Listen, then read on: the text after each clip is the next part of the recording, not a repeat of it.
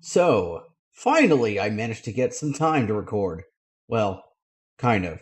My main microphone is MIA at the moment, so I'm recording this off of my headset. So, apologies if this sounds a little off. And of course, when I get some time to record, I get a huge philosophical argument on my plate. The Amazing Atheist made a video the other day, though he did say it was a rant, so I can't exactly fault him for 100% of what he said. But I'm still going to judge the majority of what he said as retarded. I don't know what the solution is to this problem. This to me is a great paradox. Because on one hand, if we say, all right, no more fucking Muslims, no more of these people with their ideas, then we're killing Western values. We're the ones doing it. We're saying, nope, turns out that freedom of speech and freedom of religion just doesn't work. I say it's retarded for two reasons. One, you cannot kill an idea. Freedom of speech and everything within our Constitution and Bill of Rights are ideas and beliefs that are held to be true. Key words there, by the way. Ideas and beliefs. Saying that you're killing an idea just because you're placing caveats on it is compromising its purity, not killing it. And in the case of this paradox, the answer is actually really simple. Get rid of Islam. Is it humane? Possibly no. But it's the most logical answer you're going to get when it comes to this problem. A toxic and political ideology that has lunatics terrorizing the planet, and you want to preserve it because you feel bad for the people deluded enough to believe in it. Second, he says further into the video, So I feel like we're in this position now where we have to choose between two disgusting, intolerable, hideous, evil choices. What do we do? I don't fucking know. I have not the faintest fucking clue what we do in this situation. It is, as I said, a paradox. Because either we destroy our own values to keep Islam from taking over, or maybe not necessarily taking over, but at least causing massive instability. So we surrender our values to protect the stability of society, or we keep those values and let someone else destroy Western society.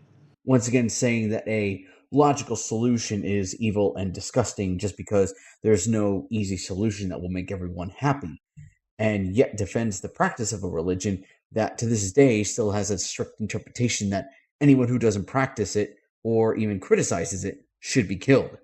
If it was Christianity or Catholicism or Buddhism or any other kind of religion, would he be making the same argument?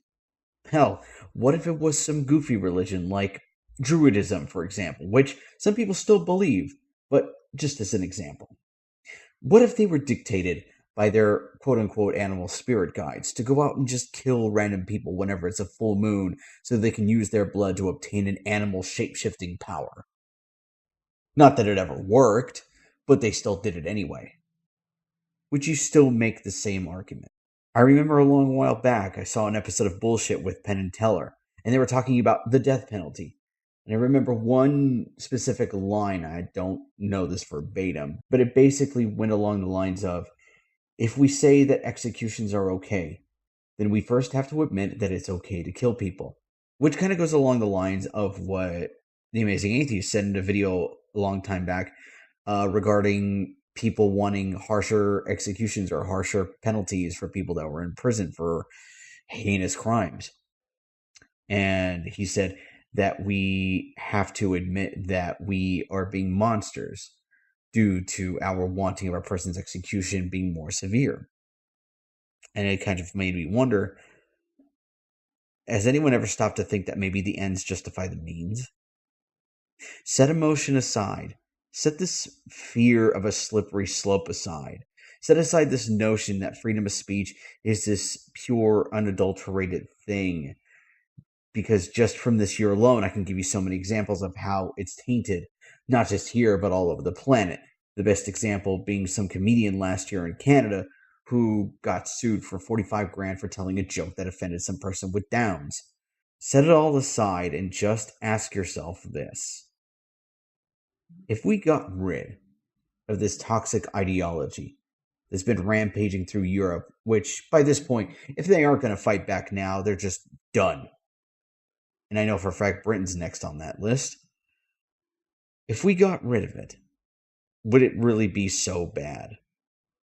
What would we lose? Most likely nothing. Probably a lot of sleep from people bitching at us all day. But what else would we lose? Nothing. What would we gain in return? Possible peace, possible restoration to Europe. Possibly causing a mass exodus of those who would still practice it, to flee to a place where they can be amongst others who practice it and leave the rest of the planet alone so we can just get on with our lives. Oh, and regarding his dog analogy. It's like the dog is gonna die either way. Either your neighbor's gonna kill it or you have to shoot it in its fucking head. You don't have to put the dog down. There's a thing called a muzzle and a leash. There is one last note. And although I should make it, I just thought it's kind of funny. Amazing Atheist mentions at the beginning of the video that he's a big fan of Star Trek. And yet, while he should be thinking logically like Spock would in a situation like this, he's acting extremely emotional like Wesley would. Just saying.